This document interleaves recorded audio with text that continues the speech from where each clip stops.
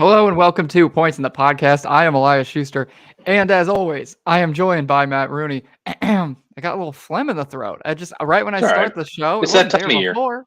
It was It's that time of year. it's a little bit of a flu. I've been coughing the last week or so. You probably caught it from me through the computer. Yeah, that's like you said, it's that time of year, and I think Yeah. honestly, when the seasons do change, now that we're getting the warmer weather, shout out Puxatani Phil.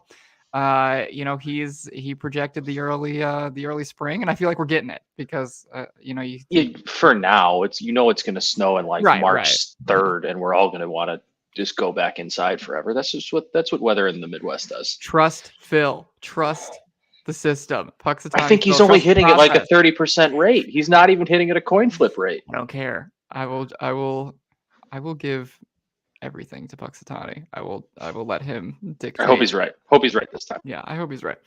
Let's say he's due. Yeah, he's right. He's due. He's due for one. He's due to get one right. We don't. So Puxatani Phil, he's not the what we're going to talk about today. However, I believe that he would be. I think he'd be a baller. We're going to get into the Chicago Bulls buyout market a little bit here at the beginning of the show, because I think now that the trade deadline's passed, now that we've had time to complain about the Bulls' third straight season of inactivity, which if you didn't listen to the previous show, if you're still angry, go back and listen to that one. We're still angry too, and I'm sure we'll be very passive aggressive on this show, but our ranting, our venting wasn't very structured, was just anger. That's all that's all on the last show. So we're going to move on from that, and we're going to talk about what has typically come next for the Chicago Bulls after their past two seasons of sitting out the trade deadline, which is signing a buyout candidate. We saw It's 2 years going to ago. happen. Right. We saw 2 years ago it was Tristan Thompson. And then last year it was Patrick Beverley. Were they guys that made a significant difference? No. Did Patrick Beverley more so of the two? He helped definitely You could light argue a Patrick spark. Beverly made I don't know about the word significant, but like he made a pretty decent. Yeah, I just don't use difference. significant because the season ended up the way it did. Anyway, they lost the play-in tournament. But you're right. Counter. I mean, the team went 14-9 with him last year, and we should say that that's why we're going to talk about the buyout market stuff, because it's not like the player is going to add completely nothing. We've seen two ends of the spectrum. We've seen Thompson come in, not do a whole lot for the Bulls, but then we've seen Patrick Beverley come in and, for say what you will about their aspirations of just making the play-in tournament last season. The fact that they did that, though, it was a big part of that was about Patrick Beverley. They went 14-9. His presence next to Caruso helped kind of fortify their defense to end the year, and it made a difference. So we can see these type of players come in, make an impact right away, a positive impact, and even if the aspiration, again, is just we want to make the play-in tournament, if we remove our anger and frustration around that and we just take that goal for what it is, it's possible that adding one of these buyout market guys helps them achieve that goal. So there's some guys that I want to get into. And then later on the show, we're going to talk a little bit about Ayo Dosunmu, so you can stick around. We're going to talk about his career high performance and some DeMar DeRozan contract stuff, because I think now that the deadline's gone, of course, it's time to look towards a DeRozan extension. We got quotes from AK after the deadline saying he wants him to stick around. We have DeMar, who's comparing it to compromise with a spouse because he loves the Bulls and wants to stay here. So we're going to just talk a little bit about what that number might look like. And I think we've made our point of whether we think it should happen clear. So we'll focus just more on if it were to happen, what would it look like? But first, let's get into the buyout market. Matt, there's I actually think this buyout market class is a little bit better than most. And there's some intriguing names on the list that you put out yesterday. I gotta admit it.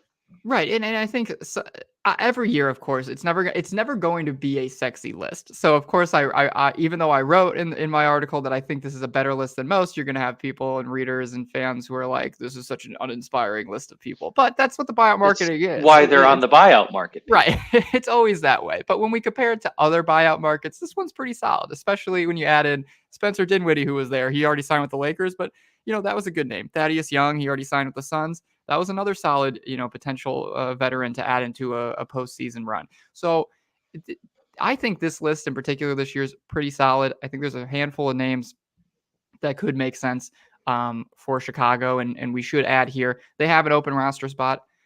They've kept one open all season because that's what the Bulls do. They were like, we're not going to sign someone and go over the luxury tax, so let's keep them and let's keep that roster spot open. So they've been carrying 14 all season long.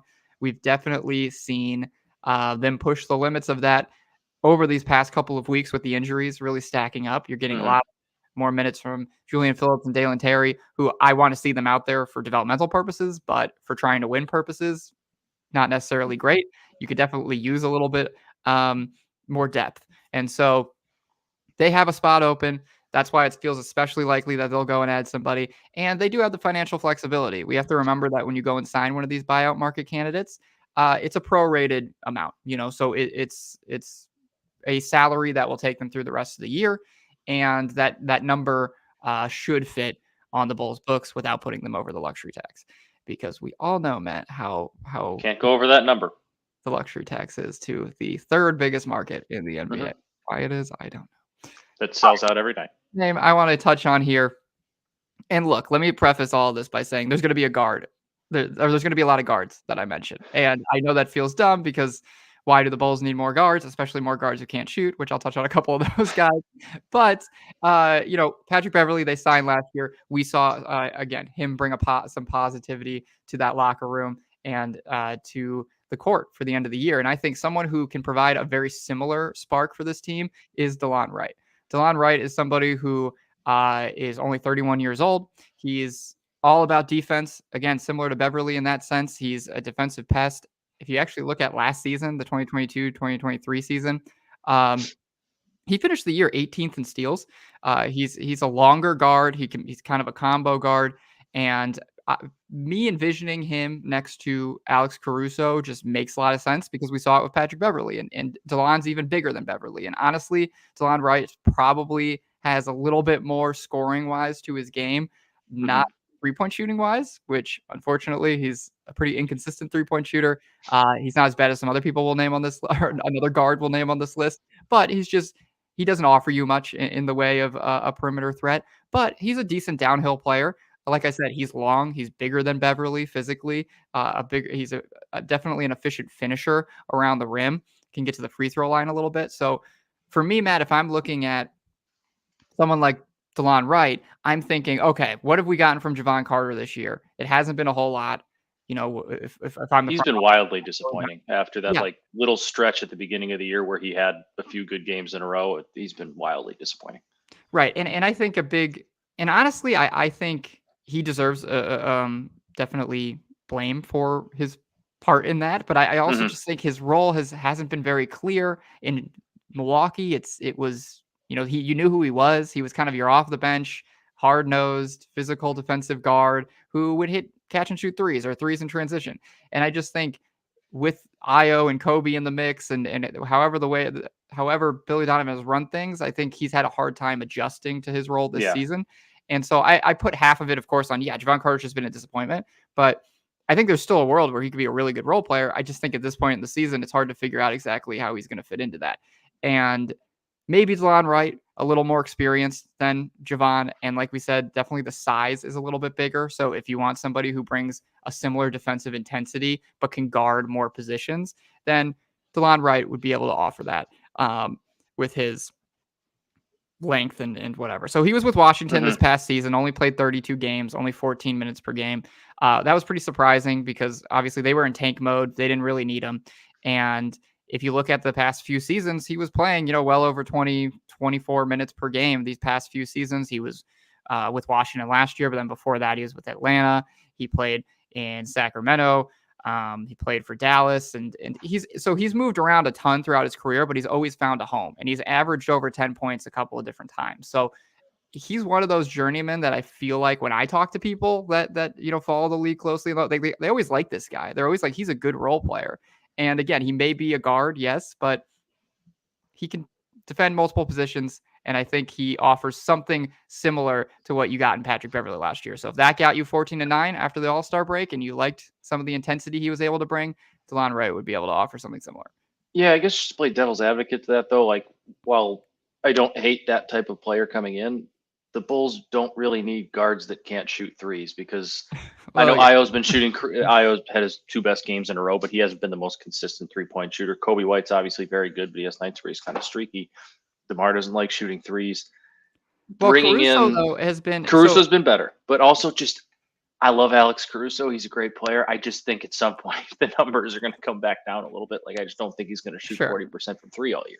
Sure. The way you talk yourself into it is by, maybe the way the front office looks at it is that, hey, Caruso's shooting over 40% this year on a higher volume. Hey, Ayo's Hmm. now shooting 40% this year on a higher volume. Like, so it's not, and your team as a whole is shooting more throughout Yeah. the game. So I don't disagree. I'm not saying that I'm not even pushing back in a big way. I just think that's the way they probably talk themselves into it is like, it's been a problem in the past. It's not as big of a problem this year. And our identity has primarily, if you had to pick something, has been a defensive-minded team. It's been a Hmm. team that likes to force turnovers. Especially, they still rank very high. I believe top 5 in points off turnovers per game. They force plenty of steals. So if you want to double down on that identity as you close out the year and head into the play-in tournament, then write somebody who does that for you. So, Yeah. but you talk about shooting, right, Matt? You want shooting. Then Don't there's say Joe actually Harris. I don't want Joe Harris. well, there's a couple guys if you want shooting on this team, which I agree with you. Even though it's been better this year, there's not many reliable shooters. Now, would I call any of these buyout guys reliable shooters necessarily at this point in their careers? We don't know. They're buyout guys for a reason. But there's a couple of like 3-point specialists on Hmm. the current market. And so you're looking at guys like, yes, you mentioned Joe Harris, Evan No thanks. Fournier, even Evan Danilo. Fournier is the guy that jumps out to me as like the Okay. guy I wouldn't hate a flyer on because he's been an established scorer in the league. And really the only reason he stopped getting playing time in New York is because he's admittedly not good at defense, but Tibbs just doesn't play those And guys. Tibbs It's not just didn't like like yeah, him. it's not like he fell off a cliff and like all of a sudden started just Right. being bad at scoring. Tibbs just doesn't like him. Tibbs didn't want to play him because Tibbs didn't trust him defensively, and Tibbs doesn't play. It's not like he just limits their minutes. He just doesn't play those guys. So that's kind of why he fell out of favor there. And I still think at 31, there's something in the tank. And yeah, he's a consistent 3-point shooter and a scorer. And I think the Bulls can use kind of that consistency on offense because Well, outside of DeMar, there's not a whole lot of that consistent. I can get. Kobe's been great this year, but he has his nights like Orlando, like where he's 5 for 21. Like Evan Fournier is a guy who has been at least in his career. We don't know the last couple of years because Tibbs hasn't played him, but like he's a guy you can trust. He's a pro you can trust to go get you a bucket when you need a bucket. yeah, and so I think out of all of these names that I wrote in the article yesterday, which you can go read at bleachernation.com, he's one of the most intriguing. And now I will say, and we should clarify that I don't think he's officially on the buyout market yet. So Oh, he Detroit, isn't. Okay. yeah, I think Detroit hasn't officially bought him out, and all expectations were that would happen, or many believe that would happen, and so far it hasn't. So maybe he is just a veteran they decide to keep. I don't necessarily know why they would, but he could just hit free agency this next year or whatever. Hmm. So just keep that in mind when we talk about him right now. Is I don't think he's technically on. He's a free agent right now. I don't think Makes he's been sense. officially waived. So it's possible he just sticks with Detroit. If he was available, though, I agree. I think that it's been weird to watch what's happened with him these past couple of years. Like you said, his defense is. I mean, Tibbs. We know he picks and chooses his guys. If you're not a Hmm. Tibbs guy, you're just not going to play. Taj was And starting on 10-day contracts. He was literally starting for them. It's right. hysterical. I love it. Also, so now I should just add because I just checked. So we're recording this on Valentine's Day. I love everybody. That's why you're wearing pink. Nice. Yeah, that's why I I'm get wearing it. pink. I got some red on under here. Yeah, so it's a lovely day. He did appear in a game last night for Detroit. So in that Oh, case, he might not be available, and this whole conversation doesn't matter. But we'll still talk that's about it because it's unfortunate. fun anyway. And it looked like he scored 13 points and hit a couple threes, so they might end up keeping it. But whatever. Tibbs picks his guys. It is weird that he didn't play. If we look ahead as potential free agent guy, if the Bulls decide to whatever, just keep doing what they're doing, and they want to become the Magic of Well, they are going to 2019. decide to keep doing what they're doing. Right. We know So if that. they They've if they picked want that to lane already. be the mid 2000s, mid to late 2000s Orlando Magic and have Vucevic and Evan Fournier, maybe they have that option this offseason. And he did play 80 games in 2021, 2022 before he kind of fell out of favor with Tibbs and the Hmm. Knicks. And he didn't play particularly well, but he did average 14 points per game that year. He did shoot 38.9% from downtown. He's Not 37 bad. percent on his career on 5.2 attempts per game. Like he's always been a high volume threat. We know the defense isn't necessarily there with him. I think he's a somewhat high effort guy, but a little bit slower in that sense. But I'd be curious in the offseason or something, or if he does become the buyout. I think the Bulls would go after him because he's very close with Vucevic. He's got good chemistry with Vooch, and he's got good size still at the wing. I mean, he's somebody who's 6'6", over 200 pounds. Like he can theoretically hang with multiple positions out there.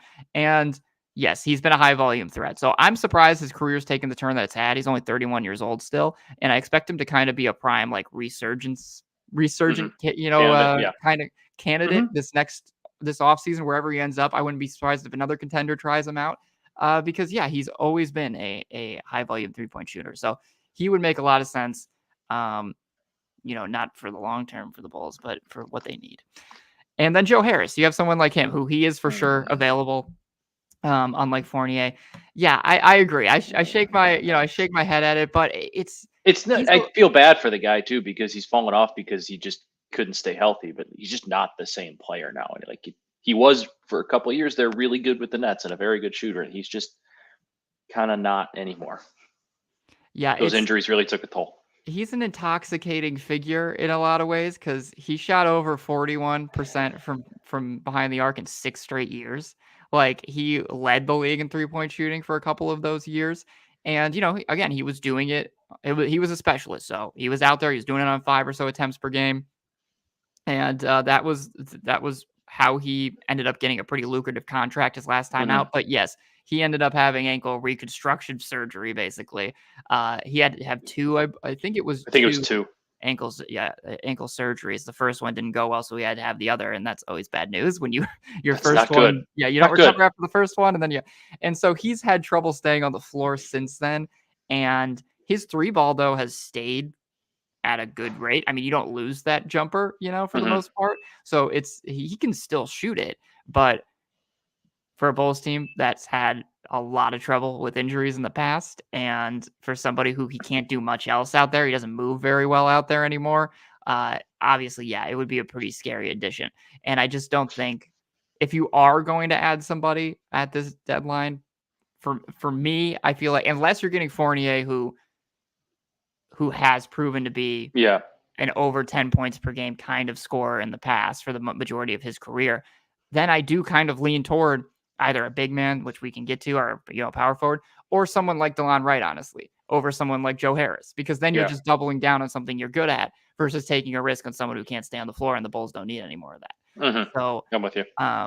So yeah, he's a name that has obviously drawn a lot of buzz, not for Chicago, but just his name's out there. Like, everyone needs shooting, but it's so hard to trust Joe Harris. KC put that name out there like right after the trade deadline. Joe Harris too. Yeah, for as a Bulls guy. Yeah. I mean, it would be a Bulls move for sure, but I just don't. It would be a tough one. And like I said, if he the only thing, if they were to do it, that you could feel okay about is, like we said, the 3-ball's never fallen off. It's still always been good. So if he can stay on the floor, you are at least going to get a pretty decent shooter. But he might not. You better be sure he can stay on the floor. That's all. Yeah. Now, if we do want a happy medium, though, between the shooting and defense, it's not a sexy name by any means. Like we said, nobody is on this list. But you have someone like Daniel House, and I think he's a player that Philly. He's no longer with Philly. He played the last 2 years with them. He's kind of was most well known for his couple of years playing with Harden in Houston, where he's shot 35.9% on his career from downtown. And his time with the Rockets was when he made the biggest impact. But he's kind of your most happy medium out of these buyout market guys of that traditional 3 and D archetype, because he's bigger. He's a little bit of he's a wing, but I just mean he's got a little bit of a stronger build on him. He can guard. He is physical, and his 3 has been consistent enough over his career where you can trust him to be out there. The only thing that worries me is if he's in Philly and he's struggling as much as he was to be a part of that rotation the past couple of years, it's like, how much is he going to end up doing in Chicago? Why was he not a part of the mix there? Especially a Philly team this year that's been so injury depleted and kind of been looking for that scoring. The fact that you put the lineup there. Right. And so I think like out of all the guy rotation players Philly could have kept, they chose not to keep him, which says something. And he has moved around the past few years. But I think also the looking at it on the other end for the Bulls, you have Dalen Terry and Julian Phillips on the bench. Like, if you want somebody else who has playoff experience, Hmm. who, is not going to be running at full speed in a bad way, which we see that, both Terry and Phillips run into that problem sometimes. They foul, I mean, it's rookie mistakes, but it's stuff that, I mean, and Terry's not a rookie, but he still plays like one because he played so little last year. Yeah. There are a lot of rookie mistakes when those two are on the floor. There's some fun flashes, but for every fun flash, there's a couple of bad fouls in there. There's, a couple of blown coverages or bad turnovers, whatever. So you can at least add somebody in Daniel House, an experienced guy, to the bench, and maybe that does something for you. I don't know. All right. He's just a name for me. He's fine. Like that's like this whole list, that's right? this whole list. Like, and it's better. And like I said, I still think it's better than the previous years. At least like with Pat Bev, it was like you knew who he was. Like he obviously is at the back nine of his career, but like he had some flashes as a really good player for a long time, and he was a Chicago kid coming home. So that was like cool story. You got a reason to get excited about it. There's just nobody on this list to get excited about. And what I would say is the Bucks just actually traded for him. Yeah. So like the guy, when they got him on the market, that's a legitimate rotation, and he was in the rotation all year for Philly. So we're talking about guys like Daniel House or Joe Harris or whatever. These are out of rotation guys. Even Fournier, who both of us seem to think could have a lot left in the tank for the right team, but he wasn't playing. So Patrick Beverley last year was at least somebody who played a lot, who clearly was a rotation guy. He started for the Bulls right away. He's going to start probably games for the Bucks eventually, at some point.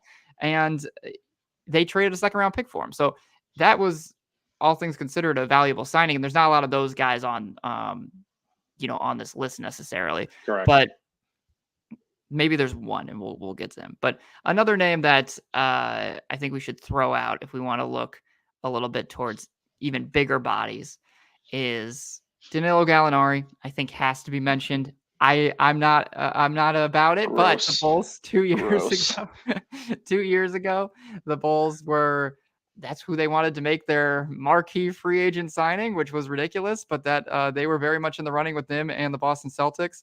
And the Boston Celtics ended up being the team that pulled him away. Unfortunately, he then went on to immediately tear his ACL. So I guess it was somewhat good for the Bulls that they didn't end up with him. Got lucky. It was unfortunate. Yeah, they got lucky, right? So he had to miss the entire 2022-23 season, and then they end up trading him in the Kristaps Porzingis deal to Washington. So he played for the Wizards. He appeared in just 26 games. Then he was booted to Detroit. Look, the guy's 35 years old. He used to be a reliable rotation player, reliable starter even, but he's not that guy anymore. The only thing is we look at I would say the same thing about him as I did Joe Harris in some senses. The three ball's never fallen off. He can shoot it. We know he can. He provides floor spacing at the power forward position. He also does at least provide you with a 6'10", build, which the Bulls obviously have recently gone to the Drummond, Nikola Vucevic lineups. So they need size with Patrick being hurt and Torrey Craig kind of just hobbling. He seems like he's going to hobble through the rest of the season. So you can have Gallinari added to the front court. You need front court depth. He can grab some rebounds. He can hit a few threes. It's not Winnie. Come on. My dog's shaking for Danilo Gallinari. She doesn't want Danilo Gallinari. No, she's shaking her head. So you get 38.2% clip over his career, 6'10", get some rebounds. Is he a complete liability on defense? Absolutely. It's bad. But the Bulls do have some pieces out there who could maybe cover up for some of his defensive liabilities, depending on how much they're having him out there. It's just we know that this front office has liked him in the past, which makes it hard for me not to think that they're at least not thinking about it. Just can't. Don't. He's old. He's got bad knees. I know he was a good shooter, but like, it's not great. All right, but if you're gonna go that route, go with Marcus Morris. Okay, well, let's talk about Marcus Morris. You have Morris is as interesting to me. Morris is kind of like Fournier in some senses. except he's had even more proven playing time in the past couple of years. I Mm-hmm. think you kind of know what you'd get with him, and it's a pretty decent player. He averaged 13.2 points per game with 4.2 rebounds over 3 seasons with the Clippers before he then was moved to the 76ers as part of that James Harden deal in October.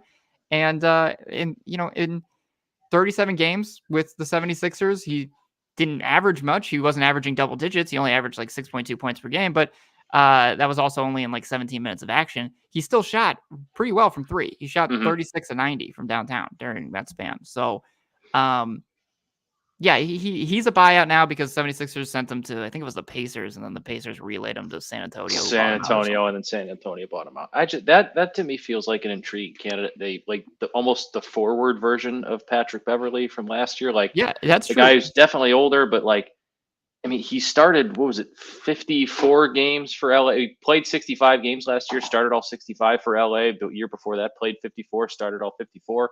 Like, he's fresh off still being a starter in this league for a team like the Clippers, who obviously have their cap issues right up against the cap. But like, for a team that in theory thought they were a title contender, obviously they didn't end up being that the last couple of years. But like, he's played big roles for teams that are supposed to be good. They're supposed to be playoff teams. Yeah, the Clippers' injuries play a role in maybe him averaging more points than he should. But you're absolutely right. I think that, and that's a good comparison.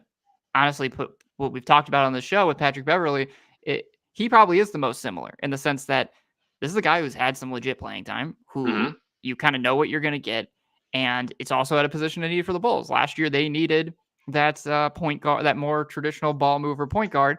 This year, with Kobe White's ascension in that department, you're more so looking at the power forward position in a lot of ways. You have Patrick Williams, who he'll at least come back and solve some of those issues, and hopefully continue to kind of pick up where he left off after when those foot problems kind of started for him, because before that he was playing pretty well. But Morris still gives you obviously more depth at that position. He gives you physicality, which they need. He gives you some rebounding there, but he gives you that 3-point shooting as well, which as I said, he's proven throughout his career that he can do it.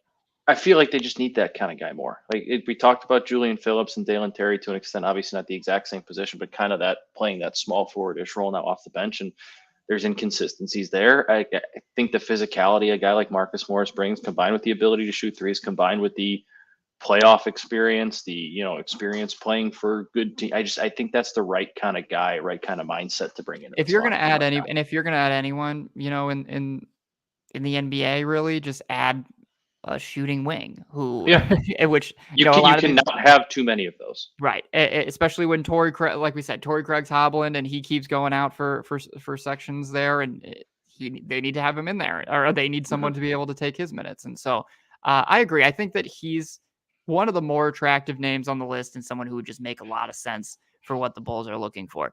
And going along with that, another name that I do want to throw out is Furkan Korkmaz, who was formerly with Philly as well. It's Morris is a better player and a more reliable player. The only reason I would look at Korkmaz, who's been a Bulls killer, honestly, at times throughout his career, very random. He would always hit some big shots against Chicago. The weirdest players are Bulls killers. Yeah, it's true.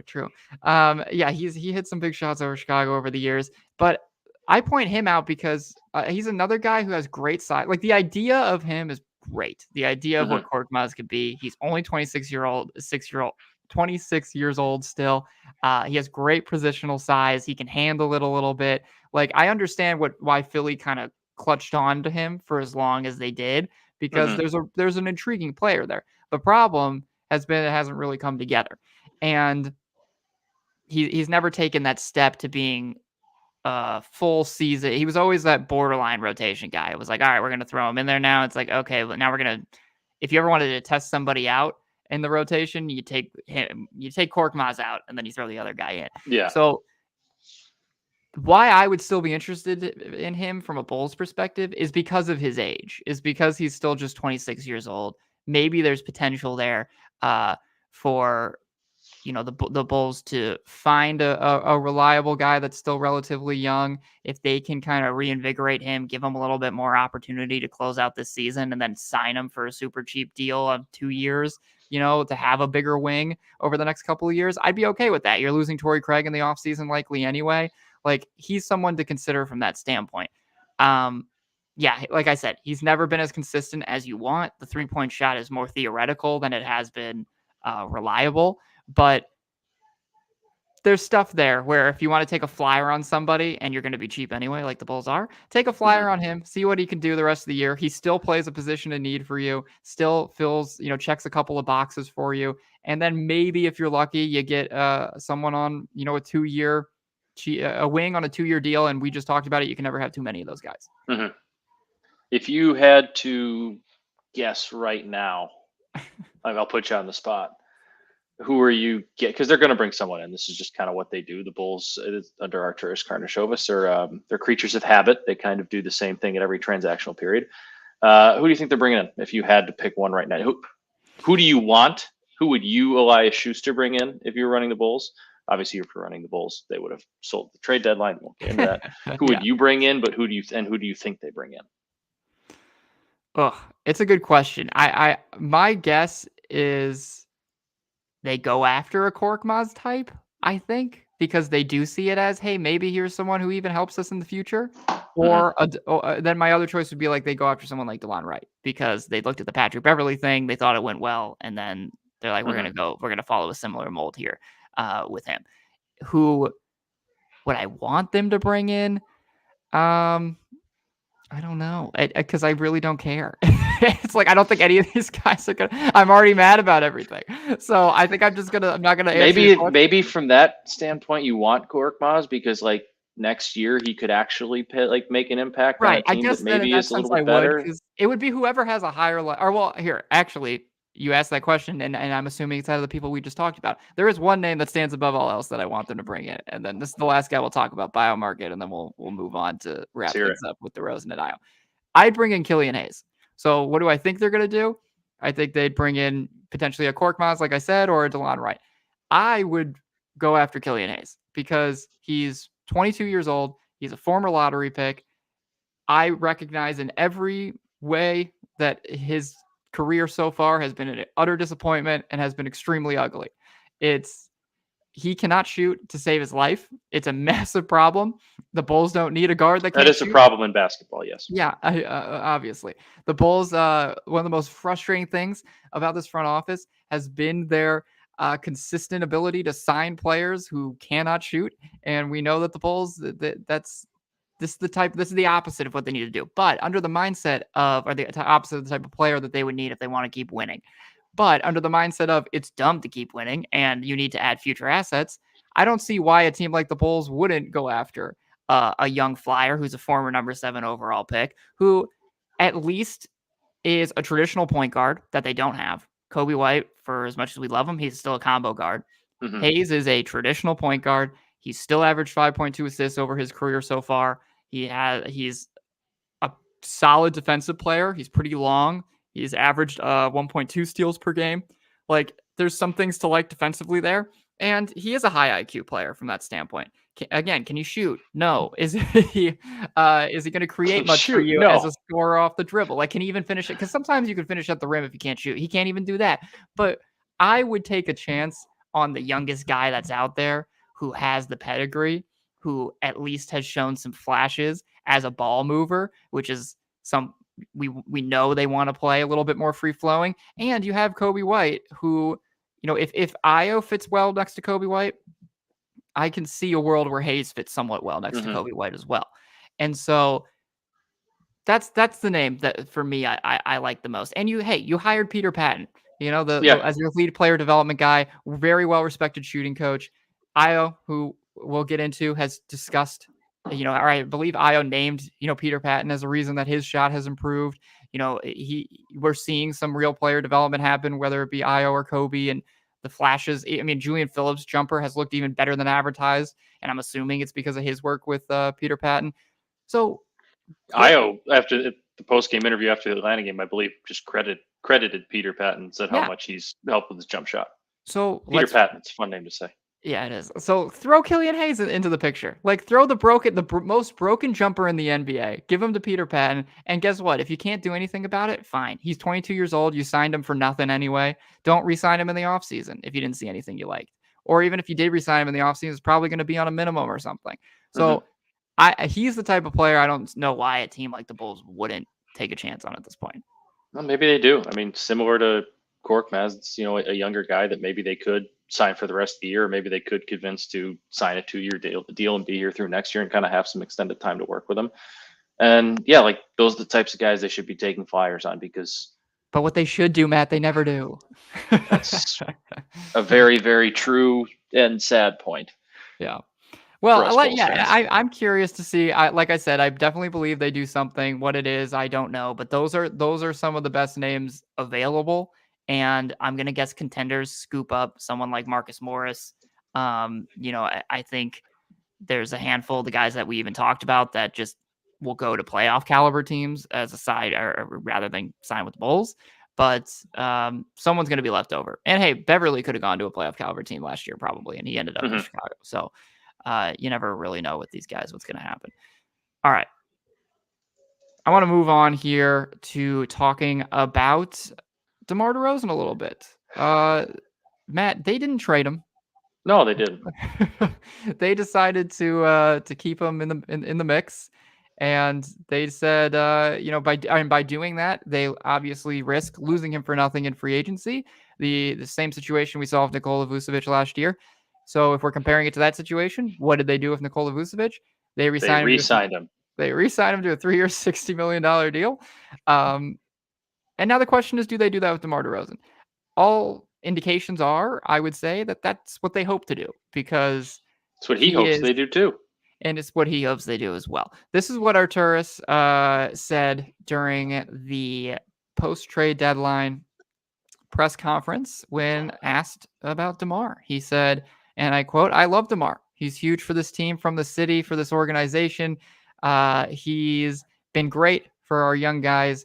He's been our closer. I think he's been wonderful for our team, and hopefully when the time comes, we have a chance to keep him."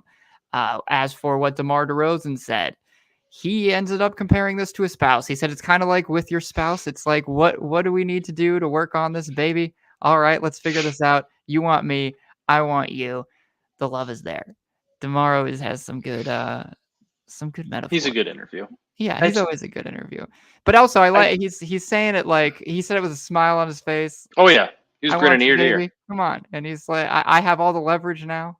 Like, so the compromise will definitely lean in his direction. And that's where I think we have to start when we're thinking about these potential contract negotiations that are going to come up. Like, what we've heard previously is they're far apart, which is why we even thought that a deadline deal could happen potentially. Why we held out some sort of hope that they'd go in that direction, because they were far apart on extension talks this whole season. Now that the deadline's passed, though, and DeMar's still here, he has all of the leverage in the world, because he can just say, I'm going to walk in free agency. So the Bulls are going to have to lean further to whatever his asking price is. If I had to guess, I think he wants, because look, I don't have the max in front of me. He's got 28. He's making 28.6 this year, right? Yeah, but I'm just saying he's eligible, for whatever the max extension would be. He's not going to get, and I think he knows that as well at this age. And better. I think because they'll give it to him. Well, I don't think they give him the max extension, but I think my guess would be he goes and he asks for $30 million a year. I was going to say 3 by 90 sounds like the deal they ultimately end up coming. So maybe I think that's what they would ask, and maybe they'd even go 3 to 100 to start. And then I think the Bulls are going to try to talk it down. If you do want to hold out hope that the Bulls have some sort of bargaining chip, it's the fact that nobody else is paying DeMar 3 for 100. No one's paying him 3 for 90. I don't think, So if they've learned from their mistakes in the past, potentially, of just signing these guys, and they don't do that. They don't learn from their mistakes. Yeah, but I just think that DeMar's camp has to know, and this is more obvious than even any other situation, because maybe last year you could find a world where Vooch gets close to 20 from another team. Like, that's not ridiculous. But I think he's a little bit younger. He's 2 years younger than DeMar. He's a solid starting big man. And obviously DeMar's great too. But when you're looking at contending teams with, who would be interested in someone like DeMar, who's turning 35 years old in August, none of them are going to have the financial flexibility or the desire to give him $30 million a year. Correct. And that's where at least the Bulls have some sort of advantage. They don't have to worry, I don't think, about that. So when I think about where these negotiations go, you mentioned it, Matt. He's making what, 28.6 million this year. 28.6, yeah. I think that's where he starts, or where the Bulls try to start it eventually. They're probably lowballing him now, but then they eventually go, okay, what if we start at the end of your contract last year, maybe bump it up a little bit, and let's go with an average annual value that's around 28.5 million. And then as you get older, we're decreasing it with age. Instead, we'll make it top heavy because you're probably, because you're going to be 37 or 38 by the end of this. So let's make it top heavy. So I threw out there 3 years, 85 million. And I know that I think that doesn't sound bad. And I actually think that's pretty realistic as the number that it could land on. Some people are like, that's too low. Like I said, I just think because of the way the market is, that's the number they should be able to get him at, and the number that I think DeMar would still be comfortable with. And I'm not even that worried about what that would be on the cap sheet necessarily. Like with Vooch, it's like a $20 million deal each year. And especially if it's depreciating, it's tradable as the cap continues to go up the next few years. It's fine. The bigger problem, of course, is more so just what it means for the organization and the fact that you're keeping the guy around. Yeah, I mean, I don't know. I'm just kind of coming to he's going to be back, and I understand that. Like, that extension sounds fine to me.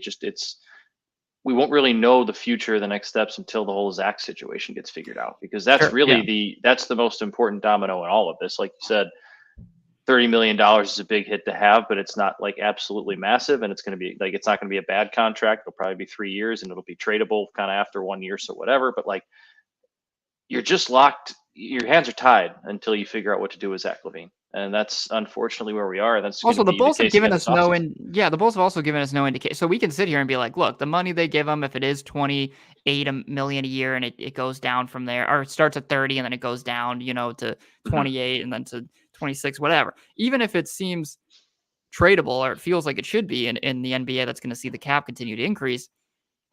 We have no indication that the Bulls are capable of pulling off that sort of deal without having to give up assets or whatever. Like, they should be able to maybe move him to a contender in a year after that, whatever.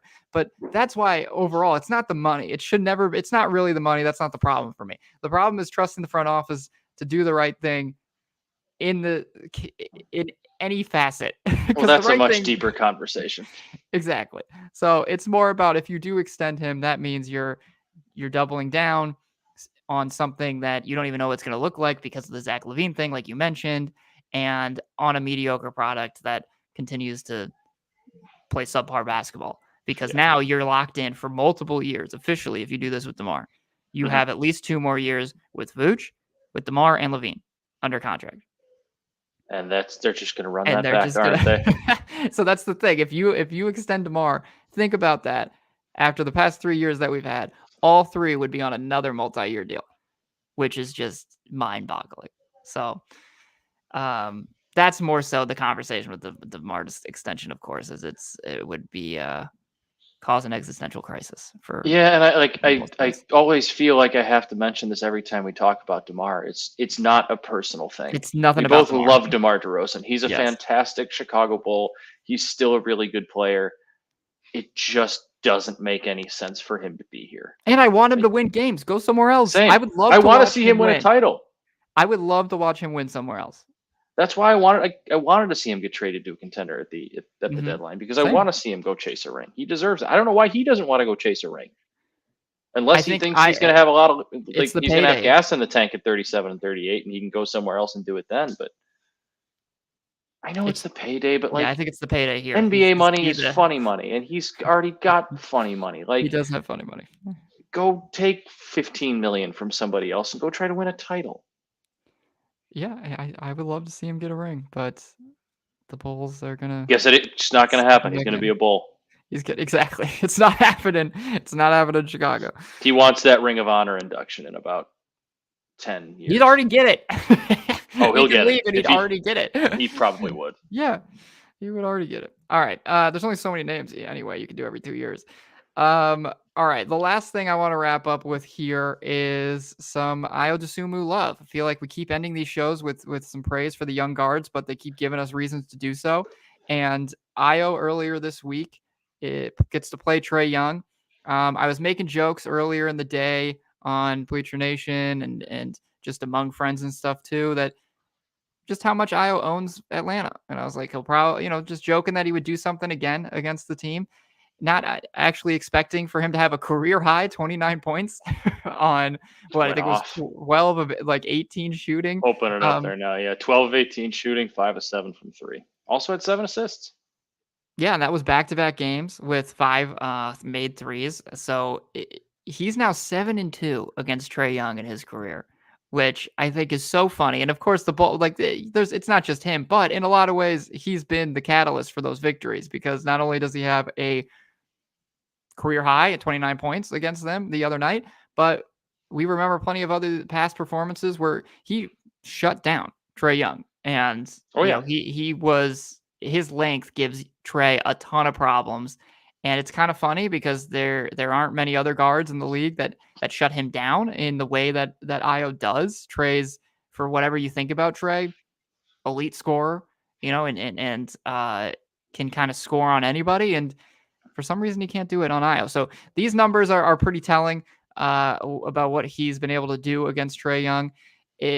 First season in the league, 2021, 2022, they played 3 games. Young shot 11 for 30 when guarded by Ayo head-to-head. This is NBA stats. They give you head-to-head matchups. Yeah, and so 11 for 30 over 3 games in Ayo's rookie season guarding Trae Young. Second season, they played 3 games again. He only took 12 shots when guarded by Ayo, and Trae was 2 of 12. And then this year now, Trae is 2 of 5 to start. So, and Ayo, I think, has guarded him a little bit less this season, head-to-head for whatever reason. But also it's because Trae's scared, Matt. Trae he doesn't want that smoke. He doesn't want the smoke that is Ayo.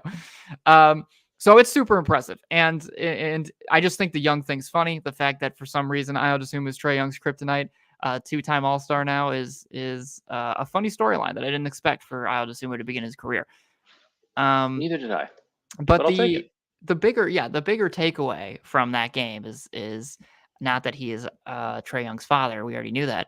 But it's the fact that his scoring arsenal just continues to improve. Defensively, he's been above average the past, ever since he's entered the league, really. And now we're starting to see a little bit more of what he can do as a scorer, and a little bit more of that Illini scoring game that we saw from him, which was more driving, more attacking off the dribble. And that's been super encouraging, because the 3-point shot we've touched on, that's also encouraging. If he wants to really kind of take the full next step, it does rely on him potentially being like a starter in this league, something like that, right? It's going to rely on him consistently hitting the 3 ball. He did it his rookie season. It was a lot better than expected, but then we saw things really kind of fade off, or kind of fade away in that sophomore campaign. But now he's shooting a career high 41% from downtown, and might not be the most insane volume, but it's 3.2 attempts per game, which would be his, which is the most that we've seen from him. And so that's obviously the biggest thing that he needs to continue to keep up. But for me, I've more so been impressed with what he's done in a half court as a scorer. And I think I've talked about this a little bit before on the show, but I've been waiting for him to be more confident attacking off the dribble. And we see him be such a killer in transition. He's so fast, and he accelerates and flies by anybody. But how is he going to be able to kind of do that without a full head of steam in transition and translate it to more of that half court setting? So he's doing a little bit by cutting and moving off the ball. But it honestly, it's just been navigating screens well these past couple of games. And he's always taken really long strides. So like he's fast, but he just kind of like takes these really long-legged strides that create space to get past some of these defenders. And he's also got a good wingspan. So a lot of these finishes, if you go and watch him around the rim, it's full extensions, and he's either getting it high off the glass or he's finishing over somebody. So he's always had the skill. And again, we saw it at Illinois, to be efficient around the rim.